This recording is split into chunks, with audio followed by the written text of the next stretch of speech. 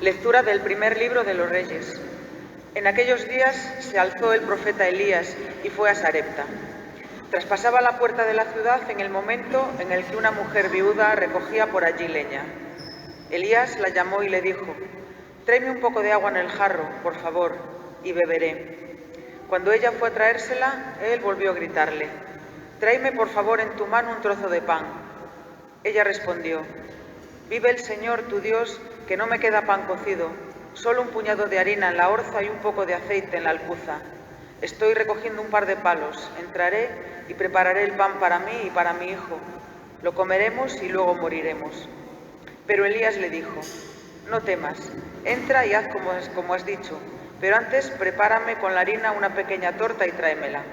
Para ti y para tu hijo la harás después, porque así dice el Señor, Dios de Israel: la orza de harina no se vaciará, la alcuza de aceite no se agotará, hasta el día en el que el Señor conceda lluvia sobre la tierra». Ella se fue y obró según la palabra de Elías, y comieron él, ella y su familia. Por mucho tiempo la orza de harina no se vació, ni la alcuza de aceite se agotó, según la palabra que había pronunciado el Señor por boca de Elías. Palabra de Dios. Alaba, alma mía, al Señor. El Señor mantiene su fidelidad permanentemente, hace justicia a los oprimidos, da pan a los hambrientos. El Señor liberta a los cautivos. El Señor abre los ojos al ciego, el Señor endereza a los que ya se doblan. El Señor ama a los justos, el Señor guarda a los peregrinos. Sustenta al huérfano y a la viuda y trastorna el camino de los malvados. El Señor reina eternamente, tu Dios, Sión, de edad en edad.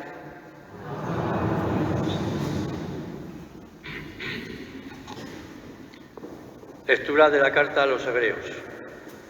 Cristo entró no en un santuario construido por hombres, imagen del auténtico, sino en el mismo cielo para ponerse ante Dios intercediendo por nosotros. Tampoco se ofrece a sí mismo muchas veces como el sumo sacerdote, que entraba en el santuario todos los años y ofrecía sangre ajena. Si hubiese sido así, tendría que haber padecido muchas veces desde la fundación del mundo. De hecho, Él se ha manifestado una sola vez, al final de los tiempos, para destruir el pecado con el sacrificio de sí mismo. Por cuanto el destino de los hombres es morir una sola vez y después de la muerte el juicio, de la misma manera Cristo se ofreció una sola vez para quitar los pecados de todos. La segunda vez aparecerá sin ninguna relación al pecado para salvar a los que lo esperan. Palabra de Dios.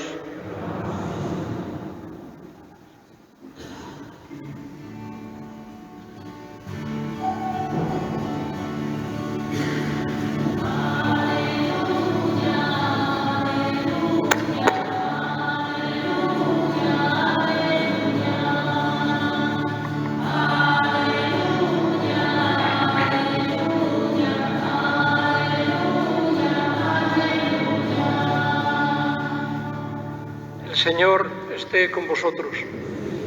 Lectura del Santo Evangelio según San Marcos. En aquel tiempo Jesús, estando sentado enfrente del tesoro del templo, observaba a la gente que iba echando dinero. Muchos ricos echaban mucho. Se acercó una viuda pobre y echó 50 céntimos. Llamando a sus discípulos les dijo: en verdad os digo que esta viuda pobre ha echado en el acta de las ofrendas más que nadie, porque los demás han echado de lo que les sobra, pero esta que pasa necesidad ha echado todo lo que tenía para vivir. Palabra del Señor.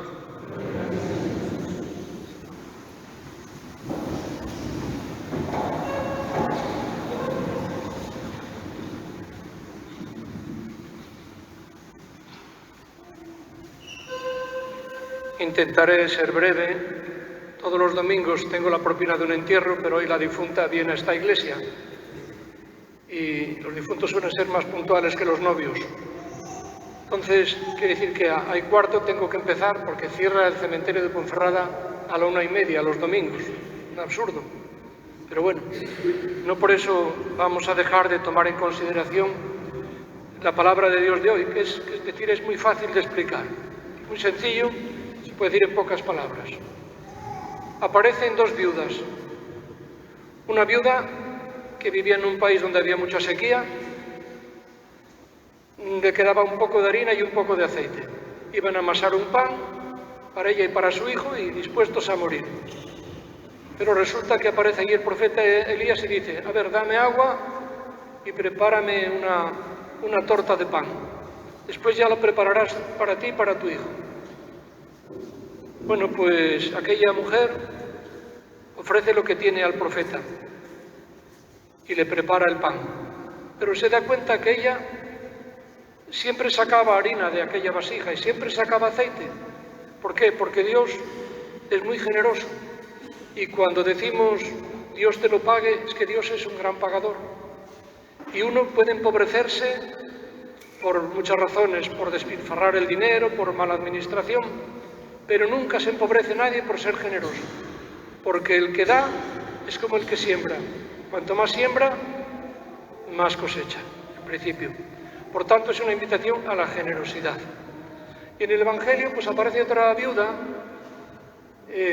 Antes de la viuda echaban dinero gente que tenía bastante y echaban, sí, en cantidad.